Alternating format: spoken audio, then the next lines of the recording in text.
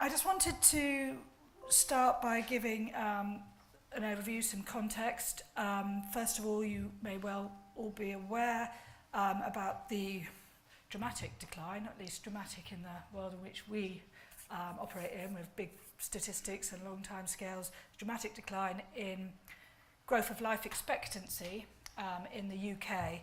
And this slide just shows that since 2010 you can really see a very precipitous decline, and this is continuing. The latest data from ONS, Public Health England, showing that this trend is continuing. I think UK has the lowest growth in life expectancy across Europe, and that's new. And it's been since about 2010, 2012. So some really serious trends going on. This shows the change, the annual change in life expectancy at birth in weeks, and you can see it was averaging around 10, 12, up until 2010, when the growth in life expectancy plummeted. And this graph shows a similar thing. You can see that flattening for men, the lower line, and for women, the top line. So for both men and women, some really significant changes that haven't really haven't really occurred since I think it was the First World War, this kind of dramatic change in life expectancy. It's not been the same all over the UK. You can see on this slide that Wales has fared particularly badly for both men and women in terms of declines in life expectancy. So we're not just seeing a stalling of growth, which is the average picture, but we're actually seeing declines in Wales, Scotland, and very dramatically for men in Northern Ireland. England still creeping along upwards, but we don't necessarily expect that to continue. So serious things happening, and all on the downside, I'm afraid. And of course, in relation to health inequalities, we're seeing significant widening of health inequalities. And again, that has happened really since about 2010-12. So at the start of austerity. And again, for those of us who work in this very big picture area, these are really rapid changes in life expectancy changes, which we weren't anticipating seeing. We can all talk about how austerity has actually impacted on health, but you don't expect to see these significant changes in life expectancy. So it's really important that we establish what's happening and why.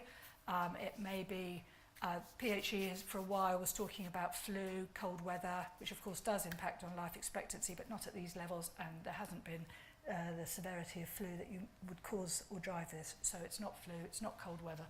It's almost certainly related to policy, we think.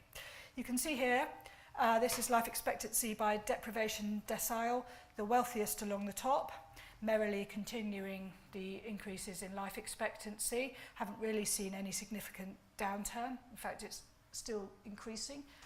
This is for men, but as you get towards the bottom of this deprivation scale, you can see it flattening off and actually decreasing. So the lowest income men already living far shorter lives, and now those are getting shorter.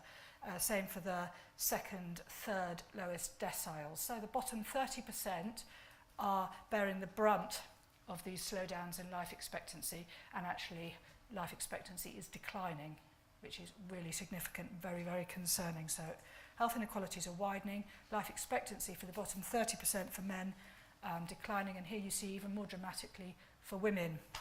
The bottom decile, the bottom 10%, the bottom 20%, life expectancy declining, and again that's been since around 2009, possibly the bottom 30%. So that's the context. It's not directly about mental health, but mental health well-being plays a hugely significant role in this, and is definitely a very, very significant part of the story, the way in which poverty, austerity, and deprivation impacts on physical health. I'm just putting this up here because we're not unique in this context. We have the US leading the way in terms of declining life expectancy, and that's been happening since 2012-13. It's continuing now. This isn't the latest data. Life expectancy has declined again in the latest release of data. and it's declining most significantly for middle-aged men. And of course, we call those the deaths of despair. It's alcoholism, drug overdoses, suicide, and you can see Alzheimer as well, as you'd expect with an ageing society. But these other factors, these deaths of despair among middle-aged, mainly poor, white and black men in the US, again, really significant increases in mortality and declining life expectancy in that group, which is driving down the average life expectancy in the US. So very, very major impact and very significant trends. So we know that the social determinants of health account for most of all of our health, although the healthcare system is of course responsible for the treatment. They're not responsible for driving these significant inequalities in health which we see, and we've just seen described in the previous statistics. It's the social, economic, political and cultural context which drives most of our health outcomes and is shifting these life expectancy patterns. The healthcare system, of course, is vitally important, but it's not responsible for these declines in life expectancy and healthy life expectancy that we've seen. And this is just to make the point. This is some old data, actually. It was presented by the King's Fund. It's not just us saying this. We say it loudly, but other countries, other organisations, where they apportion, in a rather crude way, actually, they attribute the responsibility of various factors to health. They all have healthcare as responsible for far less of our health than social, economic, environmental factors. In the Marmot Review in 2010, which I've already mentioned, was commissioned by the Department of Health. We reported in 2010 to look at health inequalities. We made the point very clearly that it is experiences in early years, education and training, work and unemployment, level of income, environment and communities, and health behaviours, smoking, eating, drinking, etc., which drives our health and are the health inequalities in England. And of course, inequalities in all of these factors drive inequalities in health. So Michael always says, and in fact we've got a lot of evidence from around the world which makes this point very clearly, that levels of inequalities, health status are a very good marker of how well a society is functioning. And we've seen declines in life expectancy, for example, in Russia, when the Soviet Union collapsed, in some countries in Eastern Europe around that time, and now in the US and UK, when something fundamental is happening to the society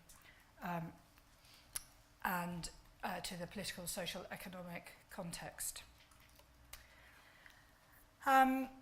Psychosocial factors, absolutely critical to all of this process. So we talk about the importance of physical and mental health.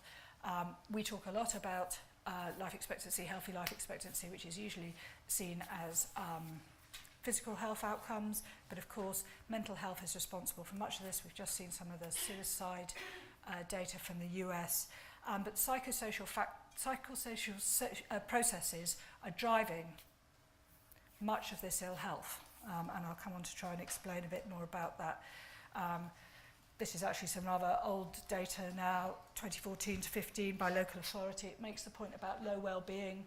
Unsurprisingly, there's a social class gradient in low well-being, and this is levels of life satisfaction by deprivation level.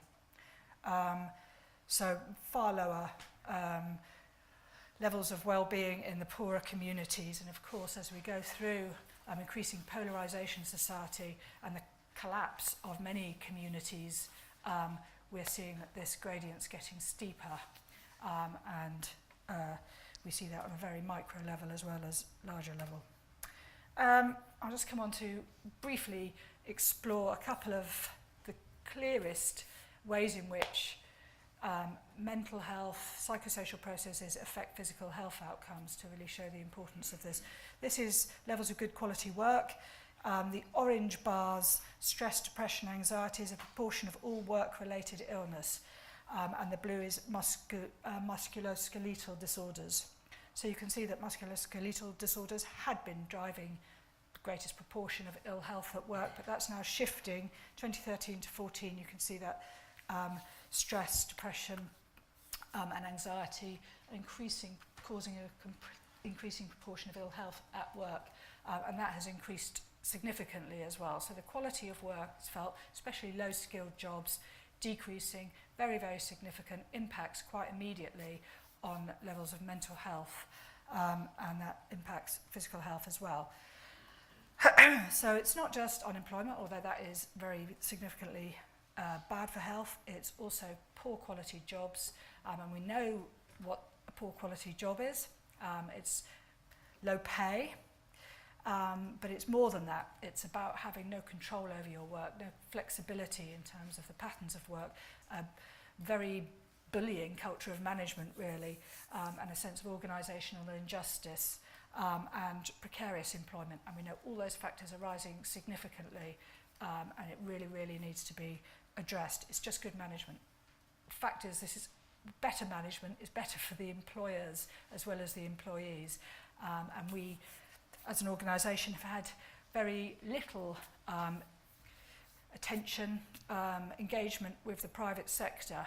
And I think that's an area we really, really need to push, because this is kind of win-win situation, employers and employees. Improving the quality of work, absolutely fundamental for mental health and for physical health. Another example, adverse childhood experiences, absolutely catastrophic for lifelong health outcomes.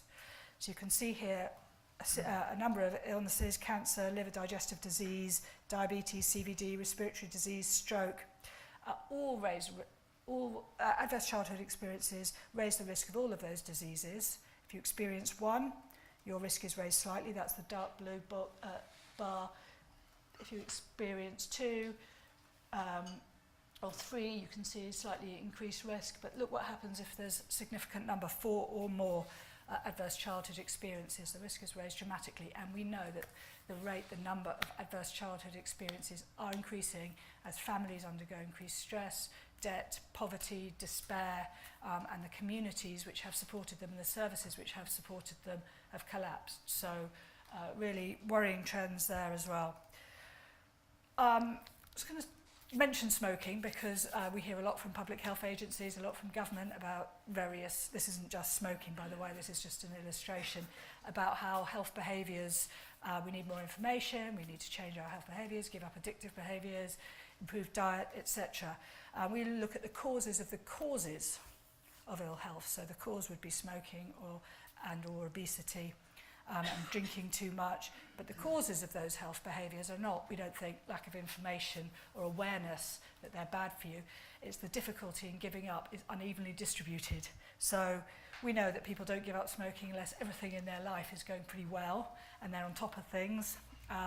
Any of you who've given up smoking, myself included, know this to be the case. You need your job, your relationship, your etc., to be on good terms, and then you're in a good position to give up smoking. If you're in a place where that's never going to happen, your likelihood of giving up smoking is far less. So this is a plea really for public health to recognise that opportunities to give up are not the same across the social class gradient, and that those people require far greater social economic support in order to become or be able to change behaviours, difficult behaviours. So this is just further evidence around this percent smoking by difficulties experienced in paying bills. And needless to say, if you're poor and stressed and anxious and worried and depressed and you're in debt, your chances of giving up smoking are much lower than if that's not the case. So, psychosocial processes, bit of a silly, difficult expression, but they have a direct impact on physical health.